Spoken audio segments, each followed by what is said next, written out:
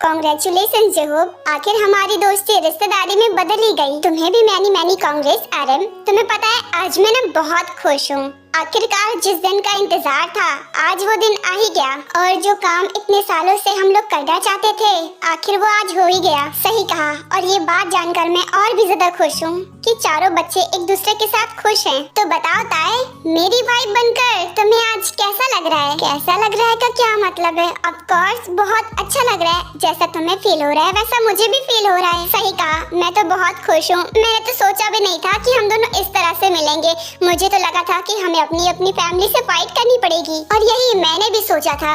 लेकिन जब गॉड ही हमें मिलाना चाहते हैं तो फिर कोई और क्या ही अलग करेगा। फाइनली हमारी शादी हो गई, और दुनिया की नजर में तो मेरी वाइफ बन चुकी हो।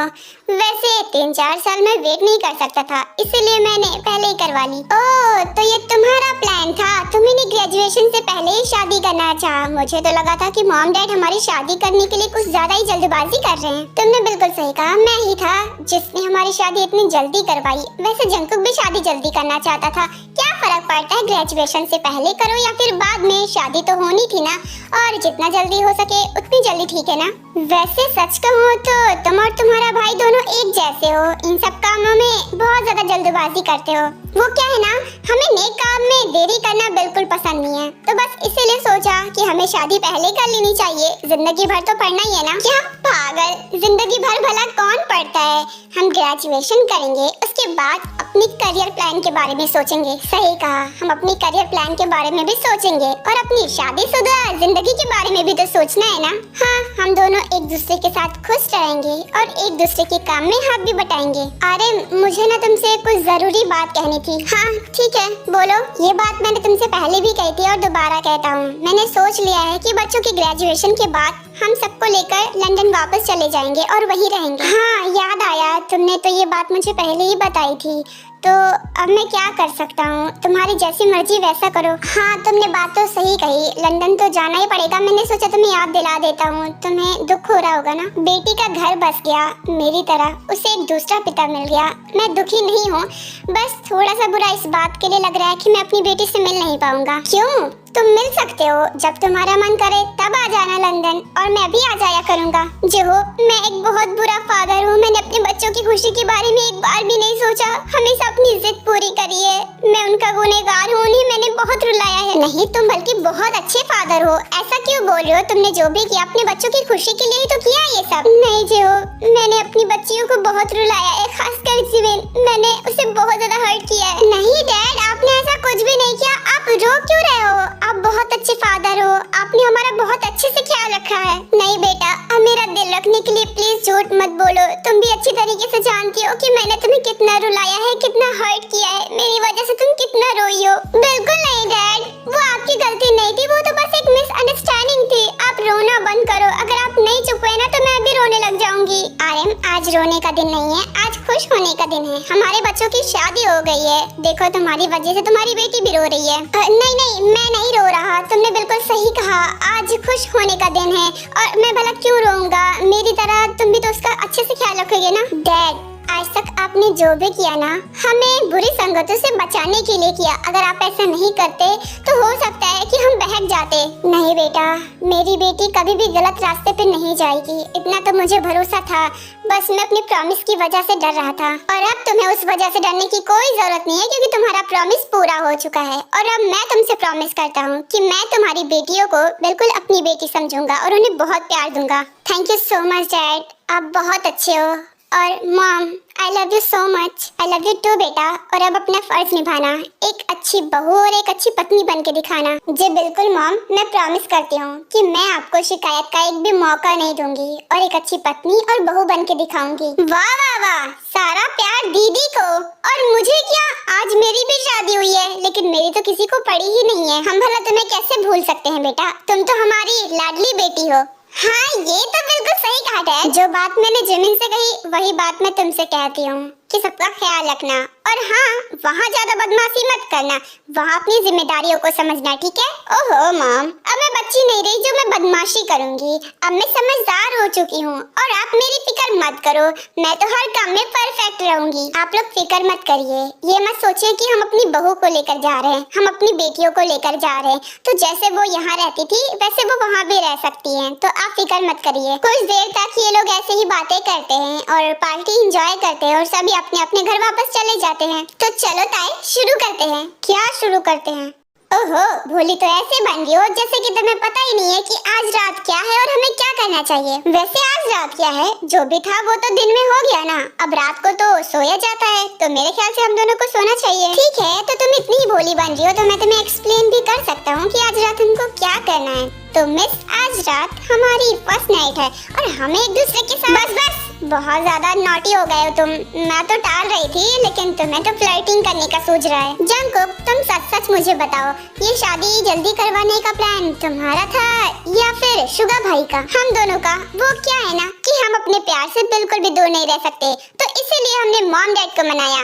ओह, यानी कि मेरा शक बिल्कुल सही था, मुझे लगा ही था कि इसमें तुम्हारा भी हाथ है। तभी मैं सोचूं अचानक से अंकल आंटी को हो क्या गया है जो शादी के लिए इतना जल्दी कर रहे हैं। अरे जल्दी कहाँ है, हमारे एग्जाम्स हो गए हैं तब हमारी शादी हुई है। आई नो हमारी ग्रेजुएशन कंप्लीट नहीं हुई है, तो क्या वो हम एक साथ कंप्लीट करेंगे। और हाँ, एक और बात, तुमने क्या कहा अभी? Uncle aunty? अब वो तुम्हारे अंकल आंटी नहीं बल्कि तुम्हारे मॉम डैड हैं, तो उन्हें मॉम डैड कहो।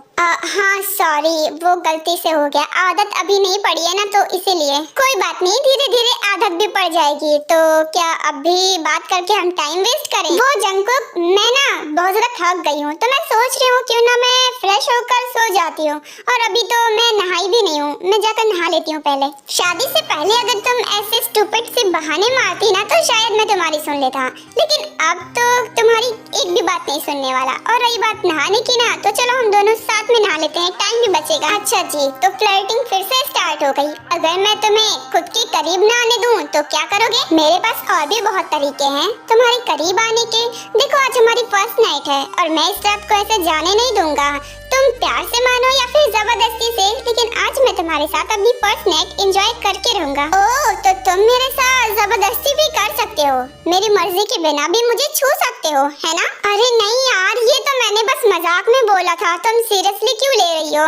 देखो प्लीज ना, मान जाओ ना, इतने दिनों से मैंने वेट किया है। ओके बाबा, मैं तुम्हें नहीं रोकूंगी, लेकिन हाँ, एक बात का ध्यान रखना कि मैं अभी स्टूडेंट हूँ और मुझे आगे भी पढ़ना है, तो मैं अभी बेबी नहीं चाहती। ओह, तो बस इतनी सी प्रॉब्लम है, तो वो सब तो मुझ पर छोड़ दो। अगर तुम नहीं चाहती तो मैं नहीं करूँगा बेबी, इट्स ओके।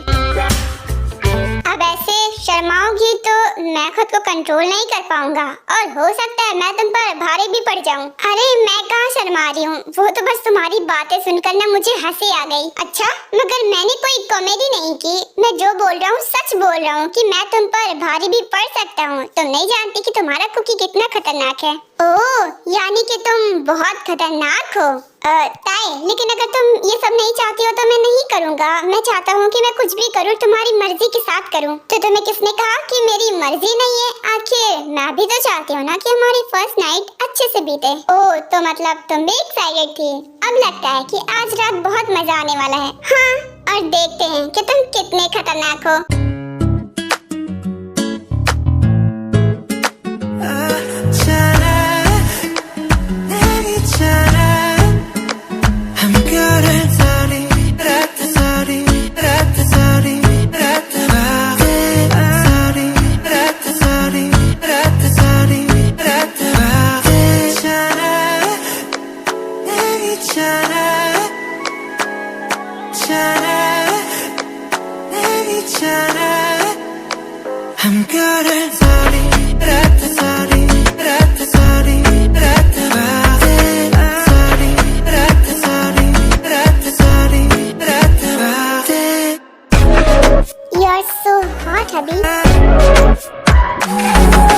चलो मैं भी तुम्हारी कुछ मदद कर देती हूँ।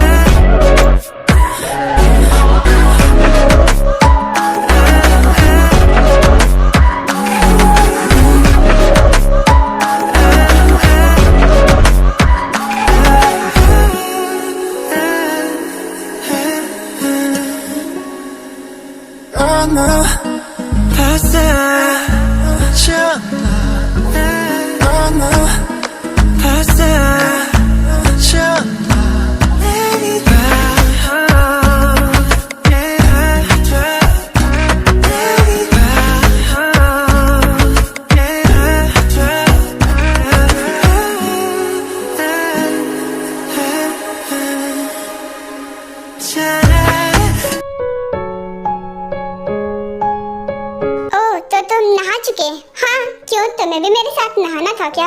यार पहले बोलना था ना। चलो कोई बात नहीं, मैं दोबारा भी नहा सकता हूँ। तुम कितने ज्यादा बदमाश हो, मैंने ऐसा कब कहा? पागल कहीं के, मैं पहले ही नहा चुकी हूँ इसलिए पूछा तुमसे। हाँ यार, तुमने पहले क्यों नहा लिया और तुम कब नहाई? मुझे तो पता ही नहीं चला, मैंने तो नहीं देखा तुम्हें नहाते हुए। वो जब तुम्हें मॉम डैड ने नीचे बात करने के लिए बुलाया था ना, उसी वक्त मैंने नहा लिया था, तभी तो देखो मेरी ड्रेस भी चेंज है। ओ वाह, तुम तो बहुत होशियार हो, यानी तुमने मौके का फायदा उठाया। हाँ, क्योंकि मुझे ऐसा एहसास हो गया था, क्योंकि मुझे लगा था कि तुम अपनी नौटी हरकतें स्टार्ट कर दोगे। सोचा तो यही था, लेकिन तुमने मेरे सारे प्लान पर पानी फेर दिया। पर कोई बात नहीं, अभी तो पूरी रात बाकी है। अरे शुगा, तुम भी ना, अब क्या करना चाहते हो? हमारे बीच जो होना था वो तो हो ही गया ना। नहीं, बिल्कुल नहीं, उस वक्त हम अपनी होश में नहीं थे और वो हमने जानबूझकर नहीं किया था, इसलिए मुझे ठीक से कुछ याद भी नहीं है। लेकिन आज मैं अपने होशो हवास में हूँ और तुम भी। तो क्या तुम वो सब दोबारा करना चाहते हो? नहीं बाबा, मुझसे तो नहीं होगा। कैसे नहीं होगा? मैं हूँ ना तुम्हारे साथ, तो फिक्र मत करो, सब कुछ हो जाएगा।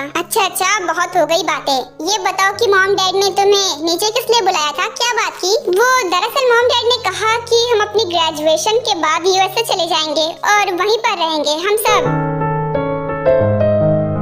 क्या हुआ जिमिन, तुम्हें इस बात से कोई परेशानी है क्या?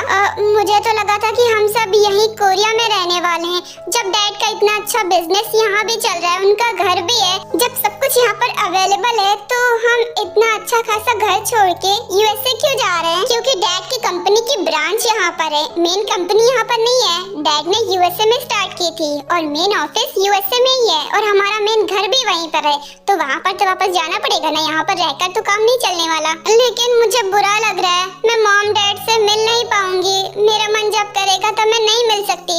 अरे तुम ऐसा क्यों सोचती हो? तुम यूएसए में भले ही रहो, लेकिन तुम्हारा जब मन करे तुम यहाँ पर आ सकती हो अपनी मॉम डैड से मिलने। सो डोंट वरी, तुम फिक्र मत करो, मैं हूँ ना तुम्हारे साथ।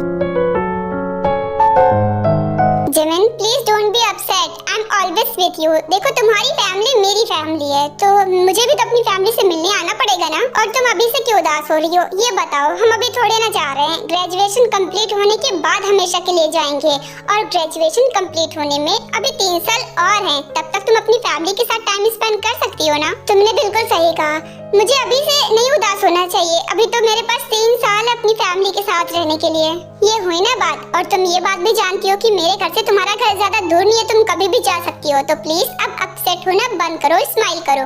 तुमने बिल्कुल सही कहा, मुझे दुखी नहीं होना चाहिए। मेरी शादी हुई है और अपनी पसंद के साथ हुई है, तो मुझे खुश होना चाहिए। वाह जिमिन, ये बात बोलकर तुमने मेरा दिल खुश कर दिया।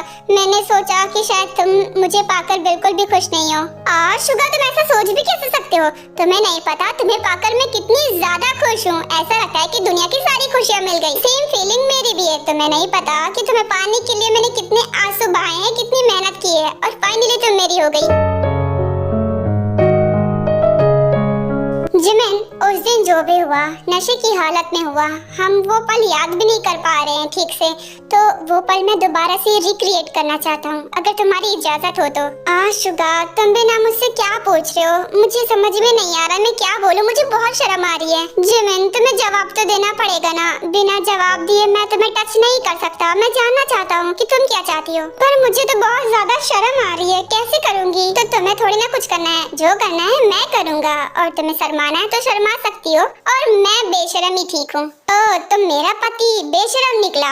वैसे कॉलेज में तो बड़े सीधे साधे बनते थे, पर यहाँ तो देखो। तो तुम क्या चाहती हो? अपना ये रूप मैं पूरे कॉलेज वालों के सामने भी दिखाऊं? मेरा ये रूप सिर्फ तुम्हारे सामने आएगा मेरी जान। शुगा, किसी और लड़की के साथ फ्लर्टिंग करना तो बहुत दूर की बात है, तुम अब उसके साथ बात भी नहीं कर सकते, चाहे वो कोई भी हो, सिर्फ मुझे छोड़कर। और अगर मैंने देख लिया ना किसी लड़की के साथ बात करते हुए, तो फिर तुम अपने पैरों पर खड़े नहीं हो पाओगे। अपनी फर्स्ट नाइट वाले दिन अपने हस्बैंड को धमका रही हो, तुम्हें क्या लगता है मैं ऐसी हरकतें करूंगा क्या? शादी से पहले कभी नहीं करी तो अब क्यों करूंगा? हाँ, ये बात भी सही है, तुम हमेशा से मेरे थे, इसलिए तुमने जिस लड़की पर ध्यान भी दिया वो भी मैं ही थी। तुमने बिल्कुल सही कहा, और अब वो लड़की मेरी पत्नी बन चुकी है, और आज रात मैं उसे हमेशा हमेशा के लिए अपना बना लूंगा।